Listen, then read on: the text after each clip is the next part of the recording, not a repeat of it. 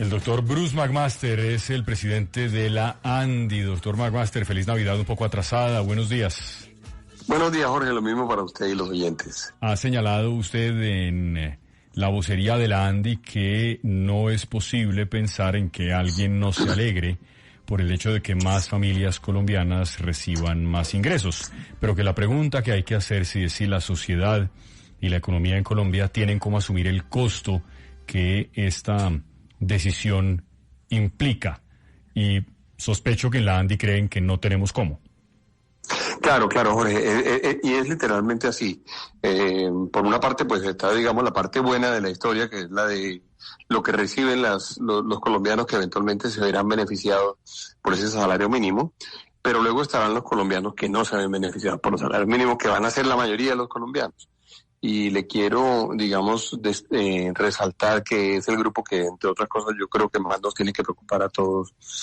Esos 11 millones de colombianos que reciben menos del salario mínimo, que ganan cerca de 1 millón de pesos, que no son parte de este decreto, que no van a tener ningún beneficio por cuenta de ni ningún 23, ni ningún 23.5, ni salario, ni subsidio de transporte, y que en cambio sí van a tener que pagar la inflación. La inflación que el presidente reconoció que se va a producir, que dijo él que era, según el economista italiano Sraffa, dijo él, es parte de la lucha de clases, pero lo que pasa es que aquí la lucha de clases se va a terminar dando entre quienes ganan el salario mínimo y quienes ganan menos que el salario mínimo, que son quienes van a terminar pagando realmente los costos de la inflación, que es donde realmente vamos a tener los mayores afectados en este momento, quizá por una decisión tan equivocada como la que tomó el gobierno ayer. Doctor McMaster, ustedes en los gremios tal vez reconocen que algunos de las predicciones que hicieron en otros años con incrementos del salario mínimo que fueron de 2 dígitos, infinitamente menores a este del 23,7%, pero en todo caso de 2 dígitos, pues no estuvieron del todo acertadas, y que lo que ha pasado es que la inflación se ha mantenido más o menos controlada y que el desempleo sigue en niveles que son históricamente bajos. ¿Ustedes creen que este año o el año próximo va a ser distinto? Pero Jorge, no es realmente así como usted lo está describiendo. Le quiero recordar, en el año 2023, del año 2022 al año 2023, de la definición del salario mínimo la hicimos por concertación. Nosotros participamos de esa decisión y nosotros firmamos el acuerdo, que terminó siendo un decreto que reflejó el acuerdo que había sido tomado o que había sido logrado, digamos, entre las centrales de trabajadores, el gobierno y los empleadores. Primer punto. Segundo punto, luego hemos tenido una pelea no menor con el presidente de la República alrededor de la tarea que ha hecho el Banco de la República por tratar de mantener la inflación bajo control con el tema de las tasas de interés. Reconozcamos todos que no ha sido precisamente mérito del gobierno nacional haber tenido el control de la inflación en términos de el control de las tasas de interés. El presidente ha estado permanentemente pidiendo que se bajen las tasas de interés, lo que hubiera producido seguramente una inflación muchísimo más alta, que no es lo que el presidente ha venido defendiendo. Y luego el otro tema que no lo mencionó usted, pero que seguramente es la siguiente parte de la conversación, es el tema de la generación de empleo, que no es empleo formal que se ha venido generando en Colombia, sino lo que se ha venido produciendo es un incremento importantísimo en el desempleo, en la informalidad en Colombia.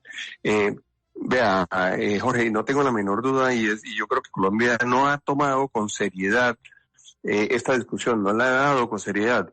Es el tema de las personas en condición de informalidad. Tenemos más de 13 millones de personas, más de la mitad de los trabajadores colombianos. No tienen contrato de trabajo, no tienen cesantías, no tienen pensiones, no tienen horas extras, no van a tener salario mínimo ni incremento de salario mínimo. Más de la mitad de los trabajadores colombianos.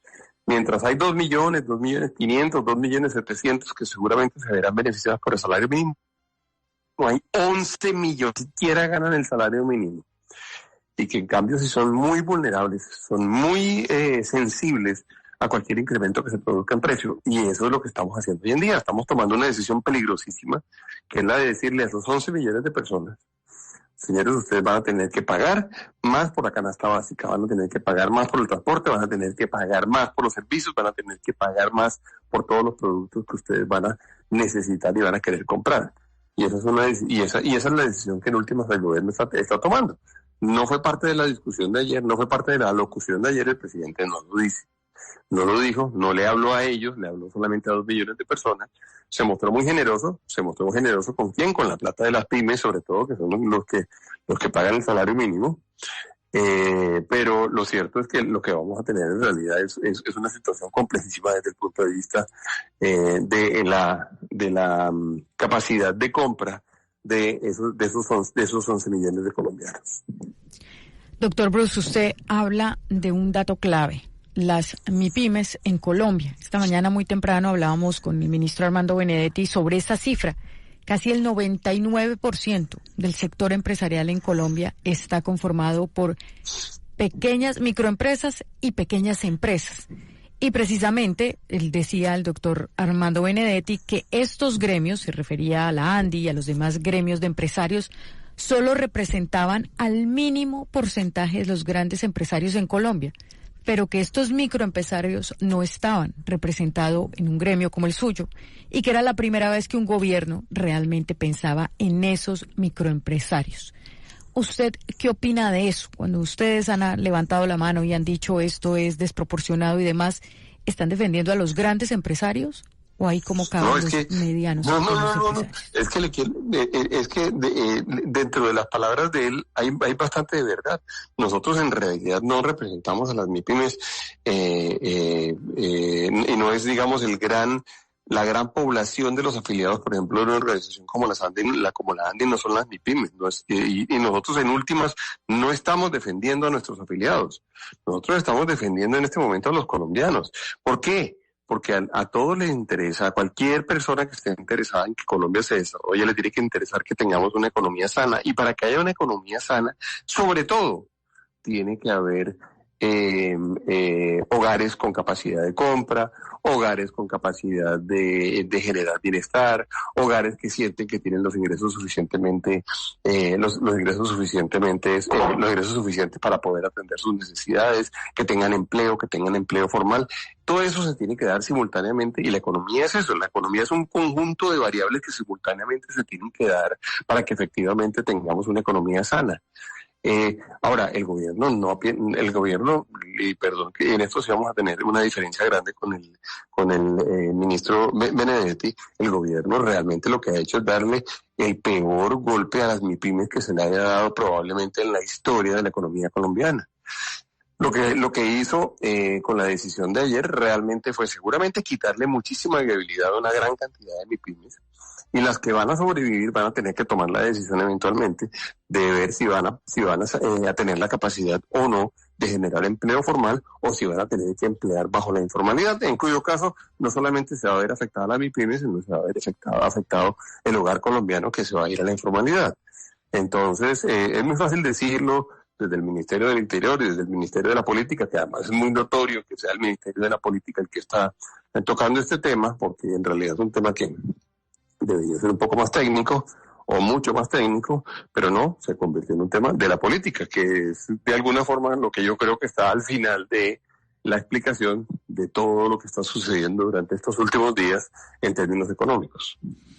Sí, incluso el gremio que sí agremia a muchas de las pymes, de las pequeñas y medianas empresas, también había advertido desde las épocas de la mesa de concertación, que honestamente no se sabe ni siquiera para qué existe todavía, porque pues el gobierno ha hecho lo que ha querido, incluso por encima de lo que pedían los sindicatos. Había advertido que un incremento de 16%, como querían los sindicatos, era muy problemático para ellos. Y pues tal vez el ministro podría conversarse también con ella. Doctor McMaster, gracias por atendernos. Buen día. Gracias, Jorge. Gracias a ustedes.